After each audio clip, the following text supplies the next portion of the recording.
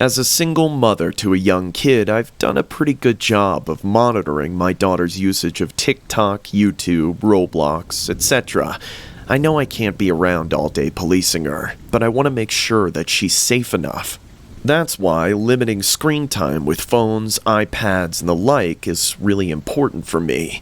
Outside of a couple of hours where she can use some of those devices under my supervision, the rest of her fun time is reserved for watching kid shows on cable TV. Yes, cable is in fact still a thing and I've still got it. What I love about it is that I can overhear it loud and clear, and I know exactly what the programming is.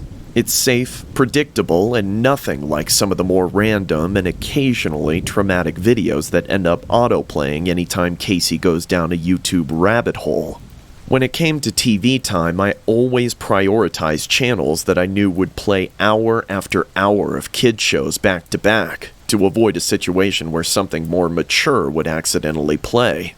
Most of the shows were super tame. Kid-friendly animated shows, educational shows, nature programs, that kind of stuff. One that my daughter really seems to love is called Palace of Friends. It's a Sesame Street-style show with a cast of both animal and anthropomorphic puppets living in a large castle together. It seemed like a wholesome musical show with some pretty good production value. Casey seemed to love it, and I could always tell when it was playing in the background. I was setting up for dinner the first time I heard one of the weirder songs from Palace of Friends. It was a song that was all about exploring the house, with the chorus mentioning all of the fun to be had under the sink. Weird lyrics like, "When mom's not around, you'll find a whole town beneath the kitchen sink." I had to shake my head at how stupid and potentially dangerous that premise was. As I came into the living room to call out the silliness and to tell Casey to ignore the message of the song wrapped up and one of the puppets started doing something akin to a PSA, saying, "Now, while there might be a town underneath the sink, there's also some scary stuff you shouldn't drink down there, so be careful." Well, duh. It was annoying to think of how big of an oversight this was on the part of the writers and creators of this show. I mean, really, what kind of moron thought that telling kids to go to the undersink area when mom isn't around was a good idea? Rather than doing that weird PSA at the end, they should have just scrapped the whole song in its entirety. Jesus. As much as I wanted to take Palace of Friends off rotation after this event, the rest of the show was wholesome enough that I reconsidered. I took moments from time to time to see exactly what was happening on the show, and most of the time, the show featured activities for kids that seemed genuinely useful. One of these activities was called Draw Time, which is exactly what it sounds like. A point in the show where all of the puppets in the castle would gather around and motivate the viewer to draw on pieces of paper, get creative, and have fun with it. While the characters on TV would draw along at first, most of the time they would just enthusiastically watch and cheer on as the kid viewing the show would draw. Really felt like an activity that would be good for my daughter's development. Even got a couple of cute drawings that Casey made of me that I could put on the refrigerator. The other wholesome thing about Palace of Friends that really stuck out to me was some of the more meaningful lessons. Beyond the standard treat others the way you want to be treated and isn't friendship amazing stuff that you would see in these kid shows, it felt like they would sometimes dig a bit deeper.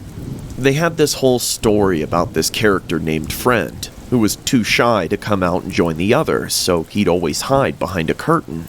The other puppet characters on the show would always try to convince Friend to come out of hiding, but they would also rather sweetly choose to love him and accept him even if he'd never feel comfortable getting out from behind the curtain. There's this whole cute arc to the show about how the Palace of Friends would find the perfect special friend for Friend to finally get him to overcome his shyness. Cute stuff, though pretty lazy on the writer's part to call this character Friend. Jeez. I was pretty happy with the setup I had for Casey. It felt like I was giving her enough time with modern apps on her phone to ensure I wasn't completely siloing her from her life, while still giving her as much of a healthy upbringing I could for a 7-year-old in this age of technology overload. It felt like cutesy cable TV stuff was the perfect call, and that I'd done everything as right as I could have as a parent. That was, until the incident. I still feel ashamed about this. I've noticed that I sometimes use TV as a second parent when I feel overwhelmed with how much I have to juggle. Between work, raising Casey, and all of the other chores and life balancing that comes between those two, having some me time is very necessary. I was getting lost in a novel when I first heard a series of thumps on the stairs. I ran immediately to see Casey at the bottom of the staircase holding her leg and crying. From the TV in the living room, I was able to catch the last moments of the song that was playing on Palace of Friends. It went, "If you're brave, roll as fast as you can down the stairs. Don't be afraid. We know that you'll be okay." What in the actual fuck?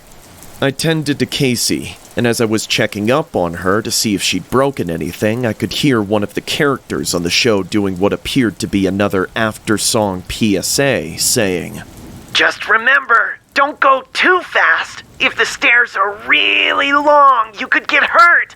It's always important to be very careful." Thankfully, Casey was okay. Palace of Friends was definitely off the rotation, which Casey was really frustrated about, but I had to do it. The TV channel that played Palace of Friends seemed specific to my area and public access-y enough, despite the show genuinely looking like it had a solid production budget. And so, I wanted to quickly put together a case for the show to be cancelled, and for the channel playing the show to be held liable for the severe risk it was bringing to kids. At best, the folks creating this show were incredibly oblivious, and at worst, they were actively malicious. As I was starting up my case, I noticed something really weird. I found a new cable channel with kids programming that I left on for Casey, one that I'm positive didn't have Palace of Friends in rotation. There, I was working in my room one afternoon when I heard the familiar sound of those characters coming from the living room. I wandered in to catch the final moments of draw time on Palace of Friends. Lots of paper strewn around the living room, courtesy of Casey. Fun little signs and insignias and the like, and more pictures of Mom. I have to admit she was becoming a better artist. As draw time wrapped up, the puppets on TV were all looking at the curtain where Friend was hiding and talking about him. "Maybe one day we'll find a special friend for Friend," said one of the characters. It was a pretty dorky catchphrase I'd heard a few times in the show at this point. As the puppets started breaking into song again, I turned off the TV. Casey was miserable, so my scolding her about changing the channel when I had strictly told her not to probably wasn't a wise move, but I just had to. She kept swearing that she never changed the channel and that her friends had just found their way back to her, but I called bullshit.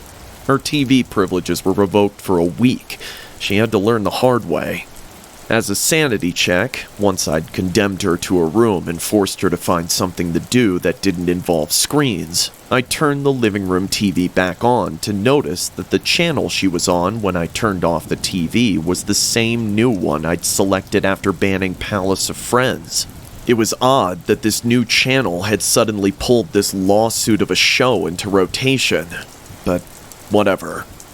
At this point, I should mention, Casey's room does have a small TV in it. It's not a smart TV, and it's definitely not set up with cable, but there is a DVD player and a bunch of classic animated movies and kids show DVDs strewn about that Casey was free to put on at any time. So, you can probably imagine my surprise when, smack dab in the middle of the night, I heard the familiar voices of the puppets on Palace of Friends coming from her room. Beyond being frustrated that Casey was watching TV way past her bedtime, I was confused on how she'd managed to get cable onto the TV in her room. And more importantly, why Palace of Friends was playing on TV this late in the first place. I left my room, turned on the hallway lights, and walked towards Casey's room. As I made my way there, I noticed bunches of crumpled up pieces of paper littering the hallway. More signs and insignias that I'd noticed before from Casey's other draw time sessions. but there were also more and more drawings of me. These ones looked a bit more demented than the usual ones that Casey had drawn for me. Almost felt like she was regressing as an artist or something.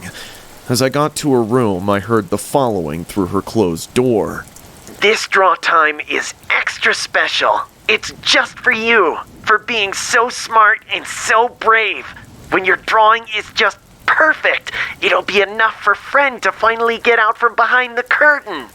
I tried opening the door to her room. It wouldn't budge. I called out to Casey, but she wouldn't answer. I kept trying, pushing against the door, moving the handle in multiple directions, and eventually, out of desperation, trying to run against the door to break it down. But nothing worked. The show continued. Do you know someone who is special enough to be a friend to Friend? I slammed against the door. Can you draw the special person just right? In the special way we want you to draw them? What in the world was this? Casey, you need to let me in right now. My shouting out to Casey was interrupted by the sounds of all the characters on Palace of Friends excitedly cheering. They started breaking into song. It was just one line repeated over and over the backdrop of some very strange and almost tense-sounding instruments and arrangements. It sounded more aggressive than it should have. You did it, Casey! You did it, Casey! You did it, Casey! What the fuck was happening? In an instant, I ran back down the hallway to my room.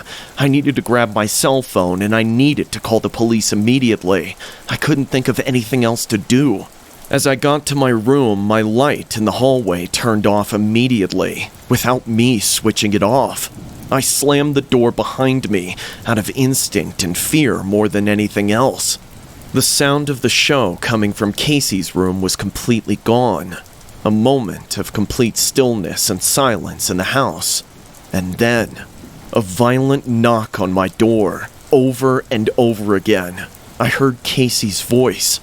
Mom, I did it! I found a special friend for Friend! It's you! The knocking continued. It was much, much more powerful and aggressive than Casey could knock, than any little girl could knock. As it continued, she kept calling out to me. Mom! Mom, open up! You're the special friend! With that same aggressive knock completely rattling the door. More worrying than the force of the knocks on the door was the fact that Casey never ever called me Mom. Her nickname for me since she started speaking was always Ami. In the dark of my room, I noticed something strange with the curtains. It felt like there was something behind them, ever so slowly inching its way out of them.